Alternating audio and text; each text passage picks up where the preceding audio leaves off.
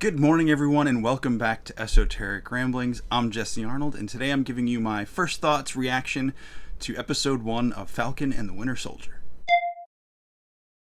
Hey everybody, thanks for coming back to Esoteric Ramblings.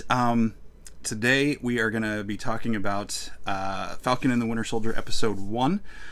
Just finished it a little bit ago, and yeah, it's living up to the hype so far. At least I think so. It's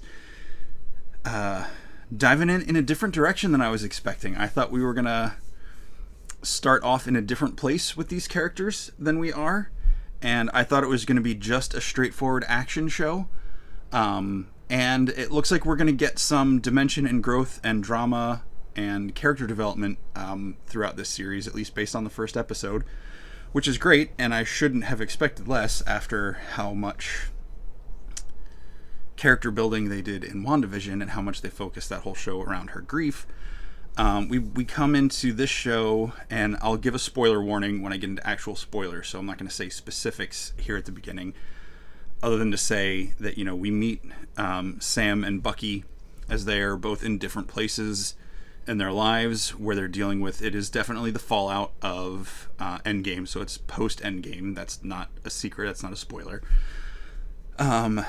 And just seeing where they're both at in their emotional states, how they're adjusting to the world post-blip, which, as goofy as that term is, I'm kind of glad they're embracing it. It adds a sense, I guess it's a way to kind of, not trivialize, but put some levity into the drasticness of what that situation was in the universe. So, so we start off the show with them in different places. They're not teamed up together. They're not working together yet. So that's probably the biggest spoiler I can give at the moment, which I don't think is much of a spoiler. But they're doing their own things, and we get to see a little bit more into their personal lives, which we haven't gotten to do a lot with those two characters. I mean, we knew Bucky before he went off to war in Captain America: The First Avenger. And then from then on, he was always Winter Soldier, and then we get that little glimpse of him in the end of Black Panther, and with what's going on, with him getting healed up in Wakanda and everything. So we haven't had a lot of character beats with him beyond his little moments with Steve in Civil War. So it's nice to get to see some of that, to see who he is as a person and how he's adjusting to being in the real world after being, a murder bot basically for the past 90 years. So I really, really enjoyed that. There's not to say there's not some great action sequences. There's a great action sequence in it, at least one, and so it definitely starts off with a bang, and it was worth every second. I really enjoyed it. Again, Sebastian Stan and Anthony Mackie deliver stellar performances. All the supporting cast are also top-notch performances. That's about all I can say without giving any spoilers away. Score is great. The production design, the look, everything is fantastic. So I just really enjoyed this episode. And I'm looking forward to finding out how this journey plays out, where this adventure takes them. We do get to see, I'll say, we see two familiar faces, and I'll say that to cue up my segue into the spoiler. So I won't tell you who they are, but we do see two familiar faces in this episode besides Sam and Bucky. That wasn't a spoiler, that was a slip of the tongue. Sam and Bucky, and there's two other faces that we recognize, at least two. I'm gonna put my spoiler warning up now, so if you don't want to know more specific details about the episode, stop watching now. And if you're here, I'm going to assume you don't care if I say some spoilers about the show. The two faces that we see that really stuck out to me were, of course, Rhodey is there, as he is still part of the Air Force, it seems, despite standing up to General Ross right before the events of Infinity War and welcoming those Avengers back to the compound. So I don't know if we'll see any more of his story play out, or if that will carry over into the Armor Wars story, or if that's just not a thing we're going to touch on.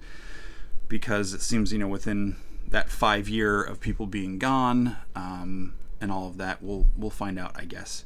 The other face we see is a Cap villain that I didn't think I would ever see again, and it was a lot of fun to see Batroc return in this episode. A character who I knew a little bit about before the movie ever came out, but was surprised to see them execute his character so well and make him feel like an actual threat. So it was really cool to see him again during an action sequence with Falcon. So I don't know if that was teased before or if that was a surprise for everybody, but I did not know it was coming, so I really enjoyed that. So they do a lot in this episode to kind of set up where the progression is going. They set up the idea of the Flag Smashers is more of a...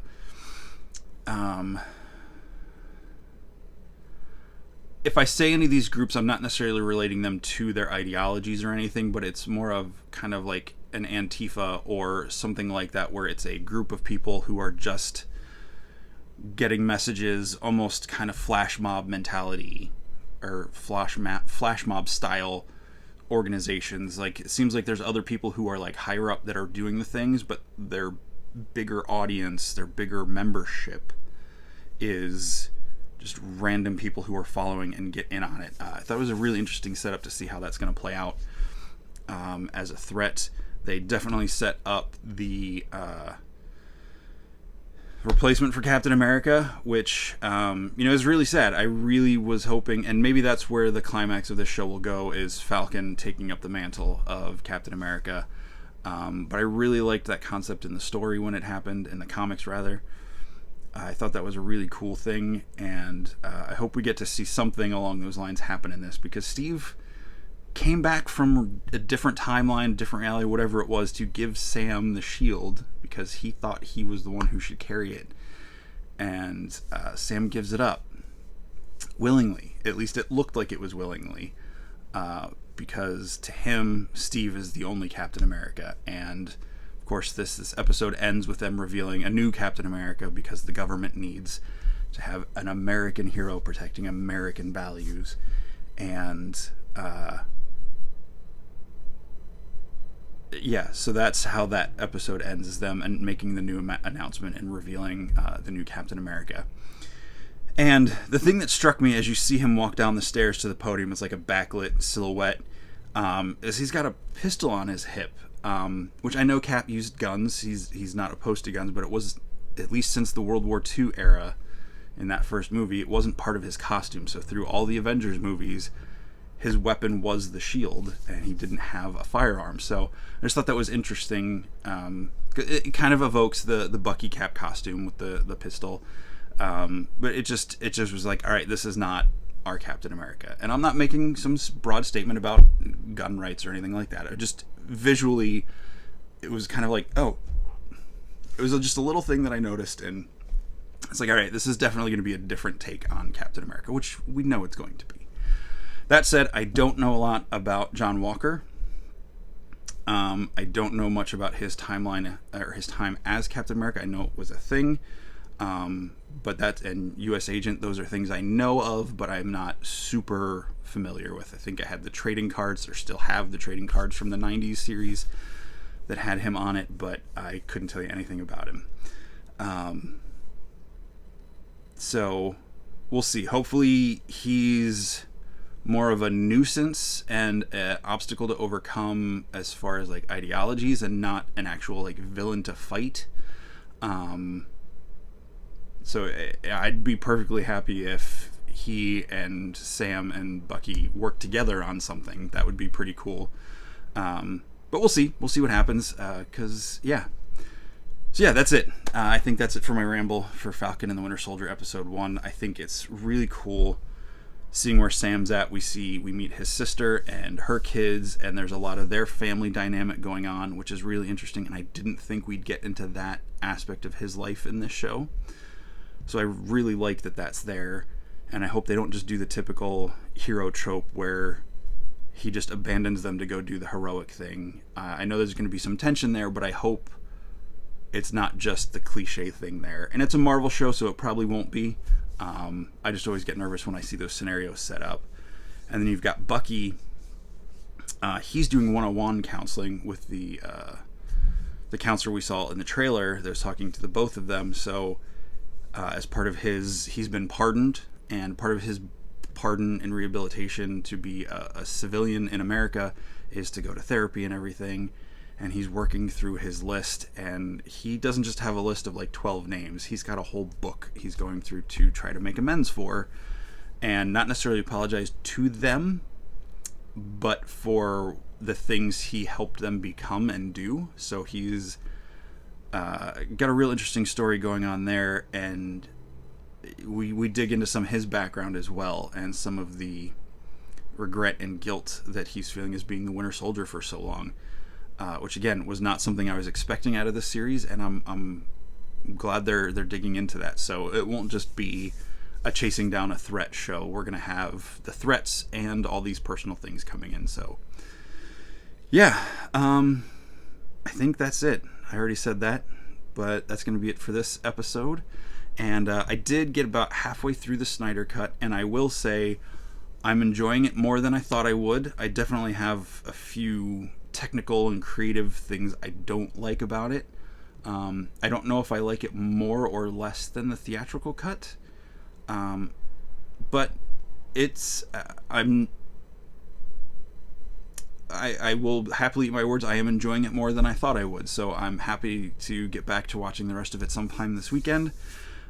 So that's it. I'll have my rundown on that when I get to finish it off. So thanks for watching. Have a great weekend. Enjoy Falcon and Winter Soldier. Enjoy Justice League if you get to watch that. You know, that's the thing about comic books and superhero movies and shows and all that. Like, I want them to be good, and I want them to succeed.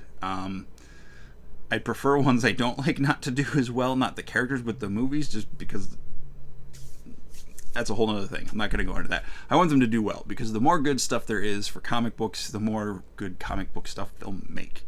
So yeah, that said, I'm going to check out now, and I'll catch you guys later. Have a great weekend. Ramble on.